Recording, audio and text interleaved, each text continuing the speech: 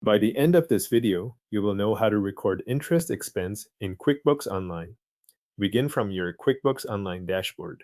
To start the transaction, click the plus Create button. This opens the menu where you can begin entering money going out of the business. From here, select expense or check depending on the form you want to use for the payment. Either option is used to document the interest payment, so the main goal at this stage is to open the transaction screen where the details will be entered. Once the form is open, move to the Payee field. Select the lender or financial institution that received the payment. This connects the transaction to the correct company in your records and keeps the entry tied to the source of the interest charge. If the lender is already in your list, choose it from the drop-down.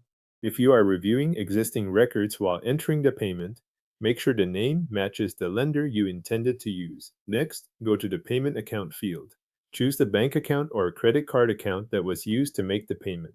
This part is important because it determines which account in QuickBooks shows the money leaving. If the payment came directly from a checking account, select that account. If the interest was paid by credit card, select the appropriate card account instead. Take a moment here to confirm that the payment account matches the actual source of the transaction before moving on. After that, look at the category section of the form. In the category column, select Interest Expense. This is the account that tells QuickBooks how to classify the payment in your books. Once interest expense is selected, enter the amount of interest you are recording.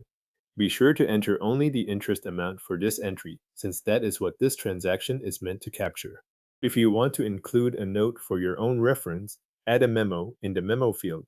That can help identify the purpose of the payment later when you review reports or search past transactions. When all the fields have been filled in, review the details on the form. Confirm the payee, the payment account, the category, and the amount.